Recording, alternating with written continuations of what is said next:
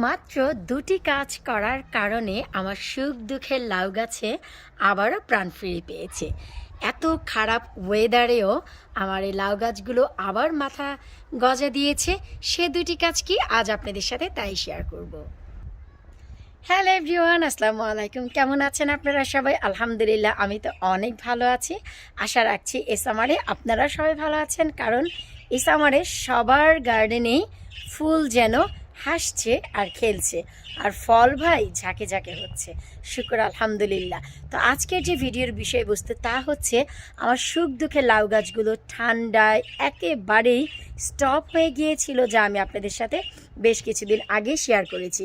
তো এখনও পর্যন্ত আমাদের এখানকার ওয়েদার খুবই ওয়ার্স, খুবই বাতাস। যেমন কি আজকেও যদি আমি বলি, অনেক বেশি বাতাসের প্রবণতা। আশা করি আশেপাশে গাছগুলো হেলাধুলা দেখেই আপনারা বুঝতে পারছেন। এমনকি আমার পেছনের দিকে একটু লক্ষ্য করুন, তাহলেই বুঝতে পারবেন যে কি অবস্থা। তাছাড়া আমার চুল দেখুন, এতেই বুঝতে পারবেন যে অনেক বেশি ঠান্ডা ওয়েদার। তারপরেও আমি মাত্র দুটি কাজ করেছি, যার কারণে আমার সেই স্টপ হয়ে যাওয়া, থমকে যাওয়া লাউ গাছগুলো আবারও মাথা গজা দিয়েছে। তার মানে কি, সে কাজ দুটি কি, চলুন আমরা সেটাই শেয়ার করি। প্লিজ আপুকে যদি ভালোবাসেন, আপুর ভিডিও দেখে যদি এতটুকু উপকৃত হন, ভিডিওগুলো সবার সাথে শেয়ার করবেন। এতে করে নতুনরা কিছু জানার এবং শেখার সুযোগ পাবে। আমার যে ভিডিও, আমি যা জানি, আমি শুধু সেগুলি সবাইকে জানানোর চেষ্টা করি।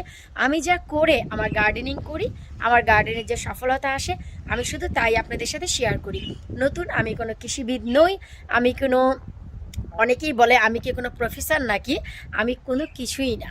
আমি যেভাবে গার্ডেনিং করে আমার সব কিছু সফলতা পাই, তাই আপনাদের সাথে শেয়ার করি। যখন ওয়েদারের সাথে সাথে আমার গাছের রূপ পাল্টায়, আমি সেটাও আপনাদের সাথে শেয়ার করি। তো চলুন, সেই কোন দুটি কাজ যার কারণে আমার লাউ গাছগুলো আবারও মাথা গজা দিয়েছে এবং আমার মনে এত খুশি আবারও ফুটে উঠেছে। আমার সুখ দুঃখের এই লাউ গাছগুলোর সাথে সুখ দুঃখের অনেক গল্প, অনেক কিছু জড়িয়ে আছে, তা আপনারা সবাই জানেন।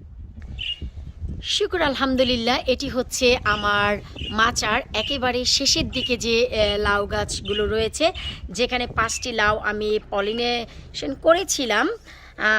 আমি হ্যান্ড পরাগায়ন করার পর পলিনেট করেছিলাম, এবং সেই পলিথিনের ভেতরে অজস্র মাছি ঢুকে দুটি লাউয়ের একেবারে মুখের অংশটি পচিয়ে দিয়েছিল, নিশ্চয়ই আপনাদের মনে আছে। এই যে দেখুন, আর আলহামদুলিল্লাহ এই যে লাউগুলো দিন দিন খুব ভালো বড় হচ্ছে। এই যে দেখুন, চমৎকার। আর কিছুদিন পর খাবারের উপযুক্ত হয়ে যাবে, এগুলো সব তুলে নেব। আর এই যে দেখুন, গাছগুলো একেবারেই স্টপ হয়েছিল, সেখানে আবারও হেসে খেলে আমার এই গাছের পাতাগুলো যেমন ছাড়ছে, আবার ওই যে একটু ভেতর দিক থেকে লক্ষ্য করলেই দেখবেন আমার 2G কাটার পর 3Gর যে ডাল, সে ডালগুলো বের হচ্ছে, যা একেবারে স্টক ছিল। কোনো ডালপালা, নতুন কোনো শাখা প্রশাখার একেবারে সন্ধান ছিল না। তারপর এই যে দেখুন, গাছে এখন ছেলে ফুলও ফুটছে। এই যে সব কিছুই কেমন যেন থমকে ছিল, আর এখন দেখুন সব কিছু আবার নতুন করে বেড়ে উঠেছে। এর কারণ কি? তো আমার কারণগুলো জানার আগে, কারণগুলো জানার আগে চলুন আমরা অন্যদিকে লাউ গাছগুলো একটু দেখে আসি। বিশেষ করে আমার এই যে লাউ গাছ, এই লাউ গাছটির কিন্তু চেহারা একেবারেই চেঞ্জ ছিল, নিশ্চয়ই মনে আছে। এখান থেকে আমি অনেক বেশি বেশি পাতা ফ্রেন্ডদেরও দিয়েছি, নিজেও একেবারে রাক্ষসের মতো শাক খেয়েছি, তরকারির ঝোল খেয়েছি, ভর্তা খেয়েছি, কারণ আমি নিজেও জানতাম না যে গাছটি এমন থমকে যাবে। এই যে দেখুন, এখন আবার ফুল দেখা যাচ্ছে। তো এখন এই মরা গাছে আমার দেখুন সেই দুটি কাজ করার কারণে এই যে দেখুন চমক বাহার দিয়েছে। এই যে দেখুন, শুকর আলহামদুলিল্লাহ, আবারও নতুন করে লাউ। আমি কল্পনাও করিনি যে আবার আমি লাউ দেখতে পাবো। আমার এতটাই আমি ডিসঅ্যাপয়েন্টেড হয়েছিলাম, যার কারণে আজ থেকে 7 দিন আগে আমি কি করেছি, এই ভিডিওর নিচে নয়, এই ভিডিওর শেষে আমি আপনাদের সাথে তাও শেয়ার করব। শুধু এখানে নয়, শুকর আলহামদুলিল্লাহ, আপনারা যদি একটু লক্ষ্য করেন, এই যে দেখুন, এই যে একসাথে এখানে দুটি লাউ এসেছে। শুধু তাই নয়, আমি একটু ঘুরিয়ে ঘুরিয়ে দেখাচ্ছি। এই যে দেখুন, তো এই সামনের দিকে যদি আমি 4টি লাউ দেখি, ওই যে দেখুন শেষের দিকেও আরও একটি দেখা যাচ্ছে। আর আমি সব থেকে বেশি খুশি এই লাউগুলো দেখে নয়, ট্রাস্ট মি, আমি যে খুশি হয়েছি আমার স্টপ হয়ে থাকা যে গাছ, এই যে দেখুন নতুন করে আবার শাখা প্রশাখা দিচ্ছে।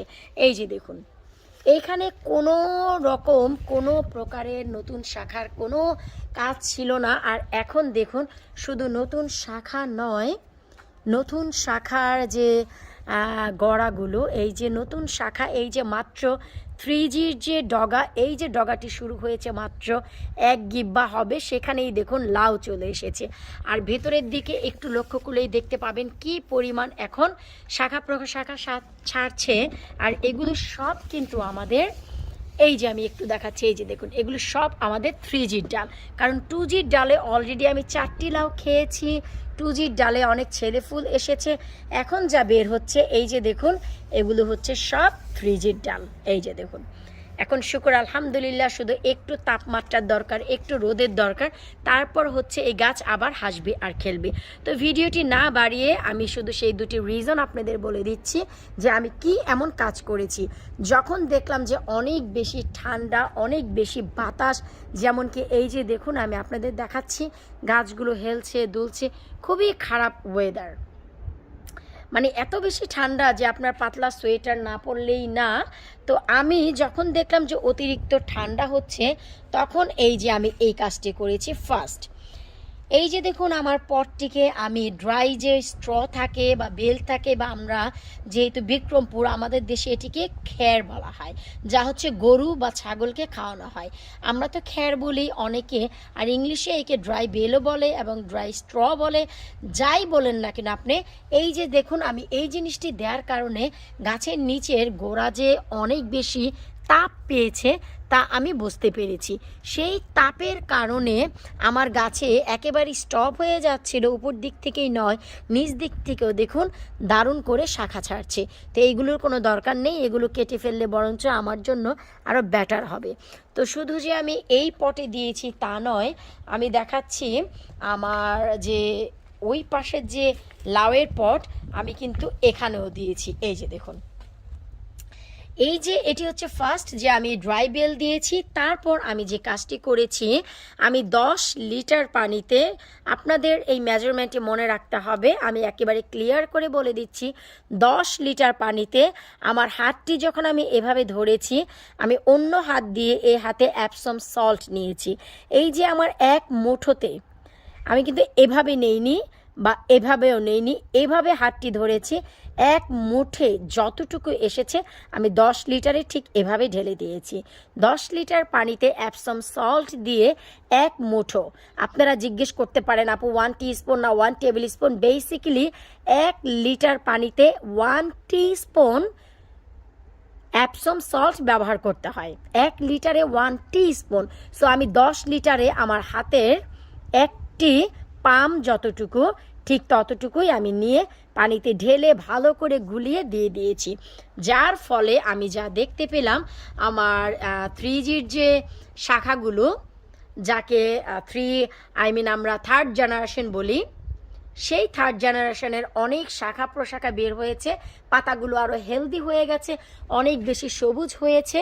এই যে দেখুন কোনো রকম পোকামাকড় আসেনি। আর এখানে তো আমি আমার যে ম্যাজিক কীটনাশক রয়েছে, ম্যাজিক কীটনাশক পার্ট 2 যেটি বাবার বাবা বলি আমি যেটাকে, সেটা ব্যবহার করেছি।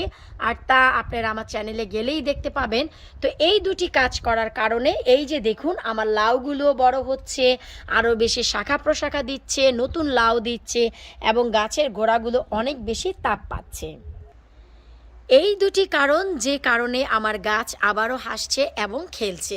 এমনকি নতুন লাউ দেখে তো আমি অনেক খুশি, তবে হ্যাঁ, লাউয়ের থেকে বেশি খুশি হচ্ছে আমি আমার সুখ দুঃখের লাউ গাছগুলোতে আবারও হাত পা ছড়াচ্ছে। এই হাত পা না দেখতে পেয়ে আমি একেবারেই, মানে আমি নিজেও স্টপ হয়ে গিয়েছিলাম। যার কারণে আমি কি পদক্ষেপ নিয়েছি চলুন তাও একবার দেখে আসি। যখনই দেখলাম যে আমার সুখ দুঃখের লাউ গাছগুলো স্টপ হয়ে গেছে, কেন যেন মনে হচ্ছিল গাছগুলো আর বাঁচবে না। কারণ একটানা 23-24 দিন যদি এমন ঠান্ডা বৃষ্টি থাকে, এমনকি ননস্টপ বৃষ্টি হয় 29 ঘন্টা 32 ঘন্টা একটানা, 19 ঘন্টা 17 ঘন্টা, যেহেতু আমি গার্ডেনিং করি তাই আমি কতক্ষণ বৃষ্টি হচ্ছে তাও দেখি। তো সেই ভয়ে এই যে দেখুন, আমি কিন্তু নতুন করে আবার আজ থেকে 7 দিন আগে আজ আমি যে ভিডিওটি শ্যুট করছি তা হচ্ছে জুলাই মাসের 10 তারিখ। আমি এই জন্যই বলে দিচ্ছি যেন আপনাদের বুঝতে সুবিধা হয়। জুলাই মাসের 10 তারিখে আমি আজকে ভিডিওটি করছি। আর এই যে বীজ, লাউ গাছের 3টি বীজ আমি দিয়েছি আজ থেকে 7 দিন আগে, তার মানে জুলাই মাসের 3 তারিখে আমি এই বীজগুলো দিয়েছি, যেন আবার নতুন করে আমি লাউয়ের চারা করে, লাউ না এন্ড অফ সামারে একেবারে সেপ্টেম্বর শেষে বা অক্টোবরের ফার্স্ট উইকের দিকে কিছু লাউ শাক খেতে পারি। তাহলে বুঝুন আমার সুখ দুঃখের লাউ গাছগুলোর কী অবস্থা ছিল। আশা করছি আপনাদের বুঝতেও সুবিধা হবে যে আমি কি কাজ করেছি। আমার মন একেবারেই ভেঙে গিয়েছিল যে আমার সুখ দুঃখের লাউ গাছগুলো একেবারেই স্টপ হয়ে গেছে। তো যাই হোক, আমার সেই দুটি কাজের কারণে লাউ গাছগুলো আবারও হেসে খেলে আমার মাচায় উঠেছে। ইনশাল্লাহ আজ থেকে 2 সপ্তাহ পর এর পরিপূর্ণ রূপ আমি আপনাদের সামনে তুলে ধরব। আর যেহেতু 3টি চারা করেছি, এই চারাগুলো আমি পটে নয় মেন মাটিতে লাগিয়ে দিব, যেন এন্ড সামারের দিকে আমি কিছুটা শাক পাতা খেতে পারি। আর লাউ যদি আসে সেটা বোনাস। চেষ্টা করব গাছগুলো একটু বড় হওয়ার সাথে সাথেই আমি ম্যাজিক সার ব্যবহার করতে, যেন লাউয়ের কিছুটা আভাস আমি পাই। বিদায় নিচ্ছি আজকের মতো সুখ দুঃখের লাউ গাছের সাথে। আল্লাহ হাফিজ।